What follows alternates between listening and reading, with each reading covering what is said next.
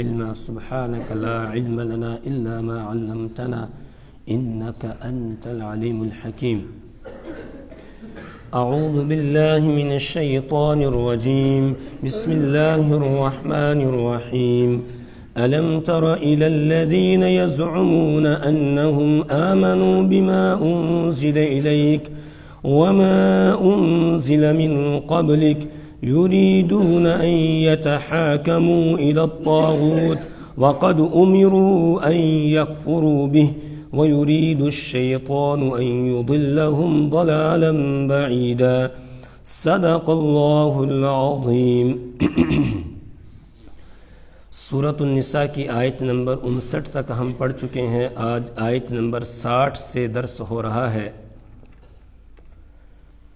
کل والے درس میں ہم یہ بات پڑھ کر آئے تھے کہ انسان کی کامیابی اور اس کی بہترین زندگی اور بہترین انجام اس میں ہے کہ وہ اللہ کی اطاعت کرے، اللہ کے رسول صلی اللہ علیہ وسلم کی اطاعت کرے، اور اولی الامر جو امر والے ہیں یعنی علماء، فقہا، مجتہدین، ان کی اطاعت کرے، ان کی بات مانے. اسی طریقے سے جو مسلمان حکمراں عدل و انصاف کے ساتھ حکومت کرتے ہیں ان کی بات مانے، امیر کی اطاعت کرے، تو وہ انسان کامیاب ہے اور اس کی یہ زندگی بہترین زندگی ہے اور اس کا انجام بھی بہترین ہے. اللہ کی اطاعت، اللہ کے رسول صلی اللہ علیہ وسلم کی اطاعت، اور اسی طریقے سے اولو الامر کی. لیکن اولو الامر میں ایک خاص شرط لگائی گئی کہ وہ اولو الامر منکم، کہ وہ اولو الامر تم میں سے ہوں، یعنی مسلمانوں میں سے ہوں، مسلمان حکمراں ہوں. اور ساتھ ہی یہاں ایک نقطے کی بات یہ کہ پیچھے حکم دیا اطیعوا اللہ و اطیعوا الرسول، اطاعت کرو اللہ کی اور اللہ کے رسول صلی اللہ علیہ وسلم کی. یعنی اللہ کے ساتھ بھی اطیعوا کا لفظ لگایا گیا، رسول پاک صلی اللہ علیہ وسلم کی اطاعت کے ساتھ بھی اطیعوا کا لفظ لگایا گیا، و اولی الامر کے ساتھ اس لفظ کو دہرایا نہیں گیا، جس میں مفسرین یہ کہتے ہیں اولی الامر کی بات تبھی مانی جائے گی جب کہ ان کی وہ بات اطاعت اللہ اور اطاعت الرسول کے تابع ہو، اللہ اور اللہ کے رسول کے تابع ہو، تب ان کی بات مانی جائے گی. اگر وہ اللہ اور اللہ کے رسول کے خلاف کوئی حکم دے پھر ان کی بات نہیں مانی جائے گی. تو دو باتیں نقطے کی ہو گئی، ایک تو یہ کہ مسلمان ہو، عادل ہوں، انصافور ہوں، اور دوسرا یہ کہ وہ اللہ اور اللہ کے رسول صلی اللہ علیہ وسلم کے حکم کے مطابق بات کہیں، تب ان کی بات مانی جائے گی، ورنہ نہیں. جو عالم کہہ رہا ہے، جو فقیہ کہہ رہا ہے، جو محدث کہہ رہا ہے، جو مجتہد کہہ رہا ہے، اس کی وہ بات اللہ اور اللہ کے رسول صلی اللہ علیہ وسلم کی اطاعت کے تحت ہو، اس سے الگ نہ ہو، ان کے مقابلے میں کوئی بات نہ کہے. اگر ان کے مقابلے میں کوئی بات کہے گا پھر اس کی بات نہیں مانی جائے گی. اسی طریقے سے جو حاکم ہے، حکمراں ہے، وہ بھی اللہ اور اللہ کے رسول صلی اللہ علیہ وسلم کے حکم کے مطابق، شریعت کے مطابق کوئی حکم دے، فیصلہ دے، کوئی قانون بنائے، قانون نافذ کرے، تب اس کی بات مانی جائے گی، ورنہ اس کی بات نہیں مانی جائے گی. اور مسلمانوں نے ایسا ہی کیا، انہوں نے کر کے دکھایا کہ ہم اللہ اور اللہ کے رسول صلی اللہ علیہ وسلم کی اطاعت کریں گے، ہم ان کے مقابلے میں کسی اور کی بات کو نہیں مانیں گے. حضرت امام اعظم ابو حنیفہ علیہ الرحمہ کا زمانہ ہے اور وقت کا بادشاہ ہے منصور، خلیفہ منصور، وہ تھوڑا سا کچھ بے دین ہو گیا تھا. اس وجہ سے اللہ اور اللہ کے رسول کے قوانین کے خلاف، شریعت کے خلاف قانون بناتا اور اپنے قاضیوں کو حکم دیتا یہ قانون نافذ کرو. لیکن لوگ قاضیوں کی بات نہیں مانتے تھے. وہ امام اعظم ابو حنیفہ علیہ الرحمہ کے پاس آتے ہیں، آ کر پوچھتے ہیں کہ بادشاہ نے یہ قانون نافذ کیا ہے، آیا یہ شریعت کے مطابق ہے یا نہیں؟ اگر امام اعظم ابو حنیفہ علیہ الرحمہ فرماتے ہیں ہاں یہ شریعت کے مطابق ہے، یہ قرآن کی فلانی آیت کے مطابق ہے، یہ رسول پاک صلی اللہ علیہ وسلم کے فلاں فرامین کے مطابق ہے، تو لوگ عمل کرتے تھے. اگر وہ خلاف ہوتا تو بتا دیتے کہ یہ شریعت سے ٹکرا رہا ہے، اب لوگ اس پر عمل نہیں کرتے تھے۔ بادشاہ بڑا پریشان ہوا کہ حکومت میری ہے لیکن مسئلے کوئی اور بتاتا ہے۔ اس نے اس کے لیے کچھ لوگوں کو مقرر کیا کہ زبردستی قانون پر عمل کروایا جائے گا، جو نہیں مانے گا اس کو سزا دی جائے گی۔ اس کے لیے ایک محتسب مقرر کیا گیا جو لوگوں کو سزا دیتا تھا۔ جہاں پتہ چلا بادشاہ نے یہ قانون نافذ کیا ہے لیکن لوگ امام اعظم ابو حنیفہ علیہ رحمہ کی بات مان رہے ہیں اور ان سے مسئلہ معلوم کرتے ہیں، وہ مسئلہ بتاتے ہیں، اس پر عمل کرتے ہیں اور بادشاہ کے قانون کو نہیں مانتے ہیں، تو وہ ان کو سزا دیتا تھا۔ لیکن پھر مسلمان تھا، ایک دن احساس ہوا کہ میں تو ظلم کر رہا ہوں، زیادتی کر رہا ہوں لوگوں کے ساتھ، کہ قرآن اور حدیث کے خلاف جو قانون بنایا جاتا ہے اس کو زبردستی لوگوں پر تھوپ رہا ہوں اور اس کے نافذ کرنے میں بادشاہ کا معین اور مددگار بنا ہوا ہوں۔ احساس ہوا، آ گیا امام اعظم ابو حنیفہ علیہ رحمہ کے پاس، آ کر کہنے لگا کہ کیا میرے لیے کوئی توبہ کی صورت ہے؟ امام اعظم ابو حنیفہ علیہ رحمہ نے فرمایا اللہ کا دروازہ کھلا ہے، آج ہی توبہ کر لو، آج تک جو کیا ہے اس سے سچے دل سے توبہ کر لو اور آئندہ کے لیے ارادہ کرو کہ تم ظالم کا ساتھ نہیں دو گے۔ اس نے کہا ٹھیک ہے، چلا گیا، توبہ کر لی، اس نے وعدہ بھی کر لیا۔ اب کچھ دنوں کے بعد بادشاہ نے ایک قانون بنایا جو شریعت سے ٹکرا رہا تھا، تو لوگوں کو عمل کرنے کے لیے کہا۔ لوگوں نے امام صاحب سے مسئلہ معلوم کیا، امام صاحب نے فرمایا یہ تو قرآن اور حدیث کے خلاف ہے۔ لوگوں نے عمل نہیں کیا۔ بادشاہ نے اپنے اس محتسب کو، ملازم کو بلایا اور کہا لوگ عمل نہیں کر رہے ہیں، جو نہیں عمل کر رہے ان کو ذرا سخت سزا دو۔ اس نے کہا اس کا جواب کل دوں گا۔ رات کو آیا امام اعظم ابو حنیفہ علیہ رحمہ کے پاس کہ اب یہ مسئلہ پیش آ گیا، بتائیے میں کیا کروں؟ امام صاحب نے فرمایا آپ کے امتحان کا وقت ہے، آپ نے توبہ سچی کی ہے یا جھوٹی کی ہے، پکی کی ہے یا کچی کی ہے، اب امتحان کا وقت آ گیا ہے، اب پتہ چلے گا۔ اس سے یہ بھی معلوم ہوا ہم بھی توبہ کرتے ہیں اور کسی گناہ سے توبہ کی، اس کے بعد پھر وہ گناہ کا وقت آ گیا، اس وقت امتحان ہوتا ہے کہ توبہ سچی تھی یا جھوٹی تھی، پکی تھی یا کچی تھی۔ اگر اس گناہ میں مبتلا ہو گئے تو اس کا مطلب توبہ سچی نہیں کی تھی، ہم جھوٹے تھے، جھوٹ بولا ہم نے اللہ کے ساتھ بھی، ہم نے پکی توبہ نہیں کی، کچی توبہ کی تھی۔ تو امام صاحب نے یہ فرمایا کہ اب تیرے امتحان کا وقت ہے، تیری توبہ سچی تھی یا جھوٹی، پکی تھی یا کچی تھی؟ اس نے کہا اچھا۔ یہ واپس گیا، صبح کو بادشاہ کو کہا آپ کا یہ قانون جو آپ نے بنایا ہے میں آپ کا ساتھ نہیں دے سکتا ہوں۔ اب بادشاہ پریشان ہو گیا، اس نے کہا اچھا یہ کس کے پاس رات کو گیا تھا، کس سے مشورہ کیا ہے؟ پتہ چلا کہ امام صاحب کے پاس گیا ہوا تھا۔ اب بادشاہ نے یہ فیصلہ کیا کہ کیوں نہ انہی کے گلے میں گھنٹی باندھ دی جائے اور انہی سے قوانین نافذ کروائے جائے۔ امام اعظم ابو حنیفہ علیہ رحمہ کو بادشاہ نے بلایا اور کہا میں آپ کو قاضی القضات بنانا چاہتا ہوں، چیف جسٹس بنانا چاہتا ہوں آپ کو، قاضی القضات۔ امام صاحب نے فرمایا میں تیرا عہدہ قبول نہیں کر سکتا ہوں۔ کیوں؟ اس لیے کہ اگر تیرا عہدہ قبول کروں گا پھر فیصلے تیرے کہنے کے مطابق کرنے پڑیں گے، لیکن میں یہ نہیں کر سکتا ہوں، میں اللہ اور اللہ کے رسول کے ساتھ خیانت نہیں کر سکتا ہوں، میں تو ان کے فرمان کے مطابق، اللہ اور اللہ کے رسول کے فرمان کے مطابق فیصلہ کروں گا، اس لیے مجھے یہ تیرا عہدہ جو ہے منظور نہیں ہے۔ اس نے کہا نہیں منظور کرو گے جیل میں ڈال دوں گا۔ امام صاحب نے فرمایا جیل میں ڈال دو، جو تم نے کرنا کر لو، لیکن میں تمہارا عہدہ قبول نہیں کر سکتا ہوں۔ تو امام صاحب کو جیل میں ڈال دیا گیا۔ اب جیل میں امام اعظم ابو حنیفہ علیہ رحمہ جب پہنچے تو بہت سارے لوگ جیل میں ہی پہنچنے لگے پڑھنے کے لیے، تقریباً 1000 سے اوپر شاگرد جیل میں آنے لگے۔ بادشاہ اور پریشان ہو گیا کہ کہیں ایسا نہ ہو کہ سارے لوگ اکٹھے ہو جائیں تو میری حکومت گر ہی جائے، بغاوت ہو جائے۔ اس نے امام اعظم ابو حنیفہ علیہ الرحمہ کو زہر دینے کا پلان بنایا اور پھر امام صاحب کو زہر دے دیا گیا اور پھر جنازہ ان کا جیل سے اٹھتا ہے۔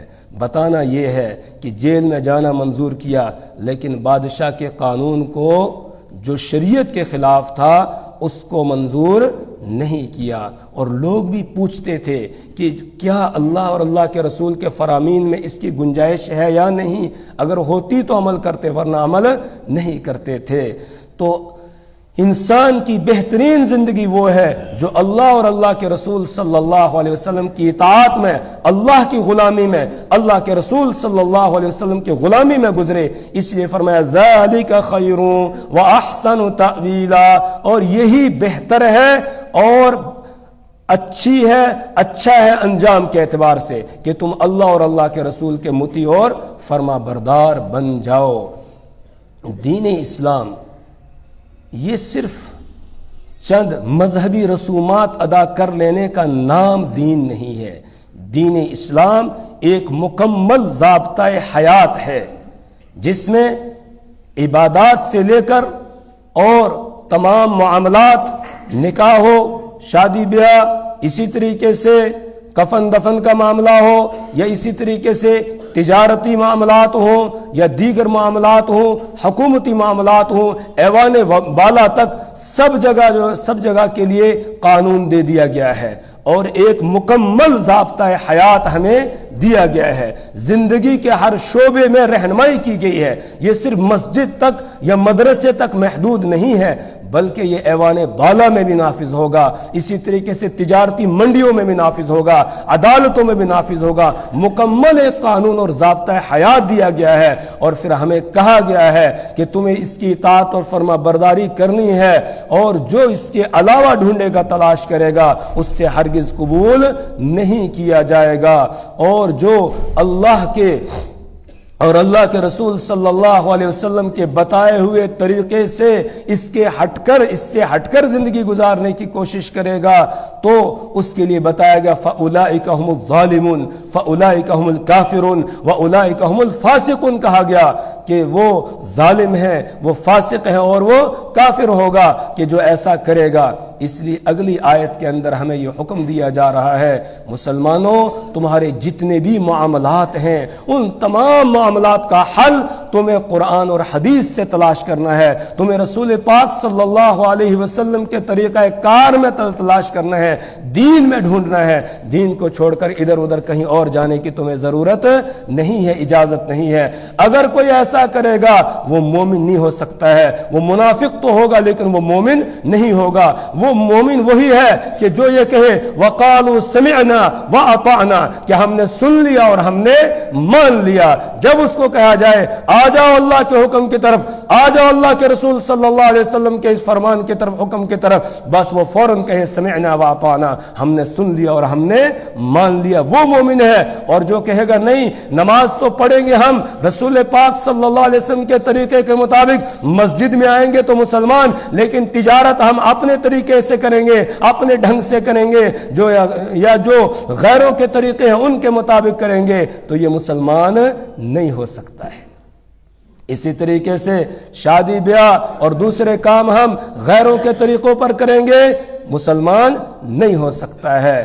یا اسی طریقے سے حکومتی نظام ہم وہ غیر اللہ کے طریقے کے مطابق چلائیں گے، غیروں کے طریقے کے مطابق چلائیں گے، وہ مسلمان نہیں ہو سکتا ہے۔ مسلمان وہ ہے کہ جو اپنے آپ کو مکمل طور پر اللہ کے حوالے کر دے، اس لیے کہ اسلام کا مطلب ہی یہ ہے کہ آدمی اپنے آپ کو سپرد کر دے۔ سپرد کرنے کا نام ہے کہ اللہ کے سپرد کر دے، اب اللہ کا قانون چلے گا، رسول پاک صلی اللہ علیہ وسلم کا طریقہ چلے گا، اب نہ اور کسی کا قانون چلے گا، نہ رسول پاک صلی اللہ علیہ وسلم کے علاوہ کسی اور کا طریقہ چلے گا۔ تو الم تر الی الذین یزعمون انہم آمنوا بما انزل الیک وما انزل من قبلک، الم تر کیا آپ نے نہیں دیکھا الی الذین ان لوگوں کی طرف یزعمون جو دعویٰ کرتے ہیں انہم آمنوا بما انزل الیک کہ وہ ایمان لے آئے ہیں اس پر جو اتارا گیا ہے آپ کی طرف، یعنی اس کتاب پر ایمان لے آئے ہیں جو آپ کی طرف اتاری گئی ہے، اس دین کو انہوں نے تسلیم کر لیا، مان لیا ہے جس کو لے کر آپ آئے ہیں۔ وما انزل من قبلک، اور وہ دعویٰ یہ کرتے ہیں وہ ایمان لا چکے ہیں ان کتابوں پر بھی جو آپ سے پہلے اتاری گئی ہیں، دعویٰ ان کا یہ ہے، لیکن کام کیا ہے ان کا؟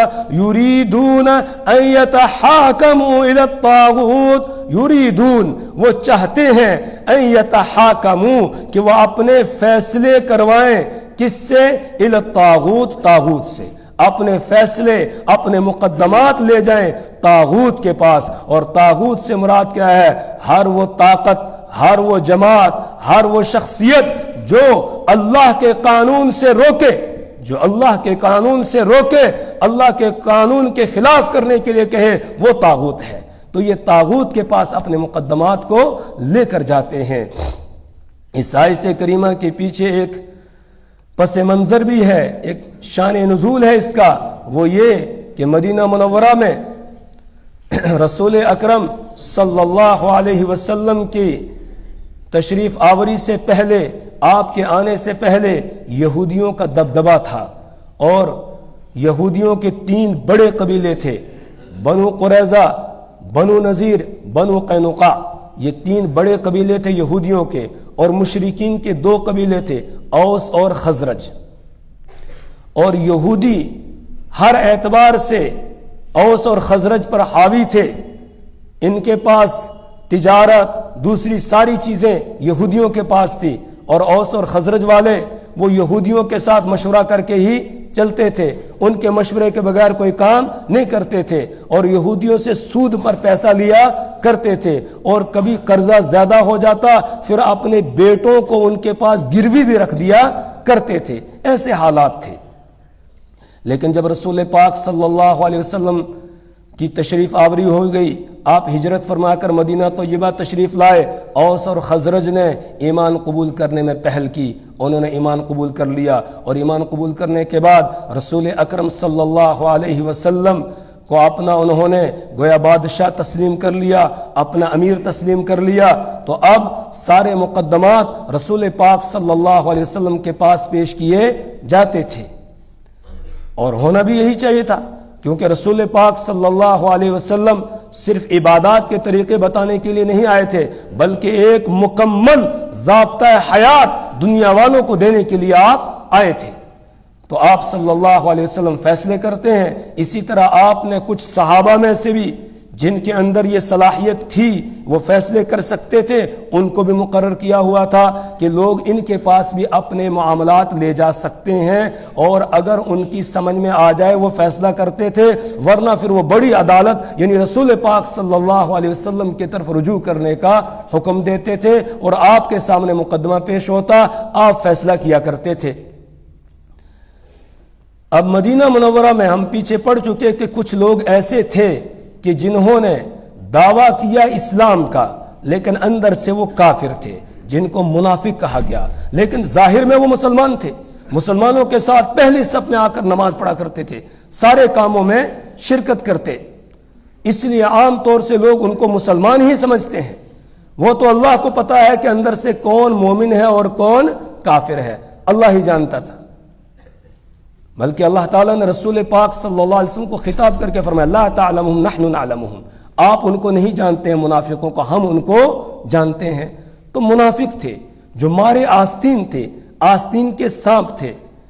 اب ایسا ہوتا ہے کہ ایک منافق جو بظاہر مسلمان ہے، تو اب ہم یہ کہیں گے کہ ایک مسلمان اور ایک یہودی کا جھگڑا ہو گیا ایک زمین کے ٹکڑے پر. زمین دراصل یہودی کی تھی، لیکن یہ منافق جو اپنے آپ کو مسلمان کہتا تھا، اس نے اس پر ناجائز قبضہ کر لیا اور دعویٰ کر دیا کہ یہ زمین میری ہے. اب اس کے بعد جب جھگڑا لگ گیا تو مقدمہ لے جانا ہے، اس کا فیصلہ کرانا ہے. کس کے پاس فیصلہ کرائیں گے؟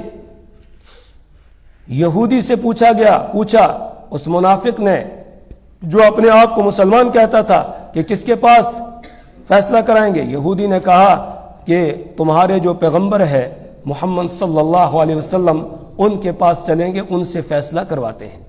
لیکن وہ منافق جو اپنے آپ کو مسلمان کہتا تھا، وہ کہنے لگا نہیں، کعب ابن اشرف جو تمہارا بڑا گرو ہے یہودیوں کا، اس کے پاس جائیں گے، اس سے فیصلہ کرائیں گے. حالانکہ ہونا کیا چاہیے تھا؟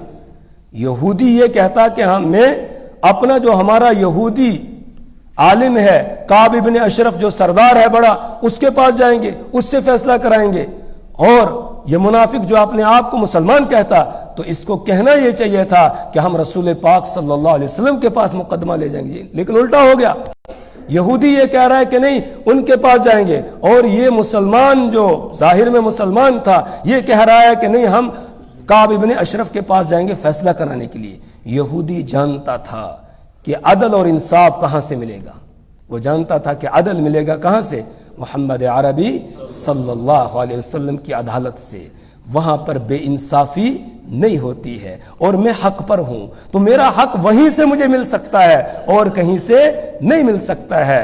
اور اپنے گھر کا تو اس کو پتا تھا نا کہ کعب ابن اشرف تو وہ ہے کہ تھوڑا سا کسی نے اشارہ کر دیا تو بس دکھا دیا، اسی کے مطابق فیصلہ کر دے گا، اسی کے حق میں کر دے گا۔ اور وہ جو منافق تھا، جو بظاہر مسلمان تھا، وہ جانتا تھا کہ رسول پاک صلی اللہ علیہ وسلم تو سچائی کا فیصلہ کریں گے، اور کعب ابن اشرف کو تھوڑا سا اشارہ کر دوں گا بس وہ تو میرے حق میں فیصلہ دے دے گا، اس لیے وہ وہاں لے جانا چاہتا تھا۔ اور یہ یہودی رسول پاک صلی اللہ علیہ وسلم کے پاس لانا چاہتا ہے۔ اب یہ طے ہوا کہ نہیں رسول پاک صلی اللہ علیہ وسلم کے پاس ہی جانا ہے۔ آپ کے پاس مقدمہ دائر ہوا، آپ صلی اللہ علیہ وسلم نے دونوں فریق کی بات سنی، بات سننے کے بعد آپ کو لگا کہ یہودی سچائی پر ہے، اور تھا بھی وہ سچائی پر، تو آپ نے فیصلہ فرما دیا کہ یہ زمین اس یہودی کی ہے، مسلمان کی نہیں ہے۔ یہ فیصلہ آپ نے دیا۔ اب وہ بڑا پریشان ہو گیا، جو قابض تھا اور زبردستی زمین پر قبضہ کر رہا تھا، اندر سے منافق تھا، ظاہر میں مسلمان تھا، وہ پریشان ہو گیا کہ میرے خلاف فیصلہ ہو گیا۔ باہر نکلے وہاں سے، باہر نکلنے کے بعد وہ منافق جو ظاہر میں مسلمان ہے وہ یہ کہتا ہے کہ ایسا کرتے ہیں کہ عمر رضی اللہ تعالیٰ عنہ وہ بھی تو فیصلے کرتے ہیں، ایسا کرتے ہیں ان کے پاس چلتے ہیں، ہو سکتا ہے کوئی صلح صفائی کی صورت نکل جائے، تو وہاں چلتے ہیں، یا ان سے اس کے اوپر سائن کروا لیتے ہیں، دستخط کروا لیتے ہیں اس فیصلے پر، ان کی بھی تائید جو ہے وہ حاصل کر لیتے ہیں، کیونکہ یہ سمجھتا تھا وَأَشَدُّهُمْ فِي أَمْرِ اللَّهِ عمر، کہ مسلمانوں میں اللہ کے معاملے میں سب سے زیادہ سخت کون ہے؟ حضرت عمر رضی اللہ تعالیٰ عنہ ہے۔ تو اب یہ منافق سمجھ رہا ہے میں تو مسلمان ہوں، میں پہلی صف میں نماز پڑھتا ہوں، حضرت عمر مجھے وہاں دیکھتے ہیں تو وہ تو ایک دم میرے حق میں فیصلہ دے دیں گے، وہ یہ سمجھ رہا ہے۔ یہ سمجھ کے وہ کہنے لگا اس یہودی سے کہ وہاں چلتے ہیں۔ یہودی کو پتا تھا کہ جب رسول پاک صلی اللہ علیہ وسلم کی عدالت سے فیصلہ میرے حق میں ہوا ہے تو عمر کی عدالت سے میرے خلاف نہیں ہو سکتا ہے۔ اس نے کہا ٹھیک ہے چلو، گئے حضرت فاروق اعظم رضی اللہ تعالیٰ عنہ کے پاس۔ حضرت فاروق اعظم رضی اللہ تعالیٰ عنہ نے دونوں کو بٹھایا اور دونوں کی بات سنی، کیونکہ ان کو بھی رسول پاک صلی اللہ علیہ وسلم نے جن لوگوں کو فیصلے کرنے کے لیے مقرر کیا تھا ان میں سے حضرت فاروق اعظم رضی اللہ تعالیٰ عنہ بھی تھے، تو بٹھایا ان کو، دونوں کی بات سنی، سننے کے بعد غور کیا، اس میں غور کرنے کے بعد حضرت فاروق اعظم رضی اللہ تعالیٰ عنہ نے فرمایا کہ یہ معاملہ ایسا ہے کہ یہاں مسئلہ صرف جو ہے وہ ایک مقدمے کا نہیں ہے، بلکہ یہاں بیچ میں تھوڑا سا مذہب کا معاملہ بھی آ رہا ہے، کیونکہ ایک مسلمان ہے اور دوسرا یہودی ہے۔ تو اب اگر میں کوئی فیصلہ دیتا ہوں، کوئی فیصلہ سناتا ہوں، تو ہو سکتا ہے کہ یہ دو گروہوں کی جنگ شروع ہو جائے، یعنی مسلمانوں کی اور یہودیوں کی لڑائی شروع ہو جائے۔ اس لیے ایسا کرو کہ مجھ سے تمہارا یہ معاملہ حل نہیں ہوگا، تم یہ معاملہ لے جاؤ رسول پاک صلی اللہ علیہ وسلم کے پاس، بڑی عدالت میں لے جاؤ، وہاں سے تمہارا یہ معاملہ حل ہوگا۔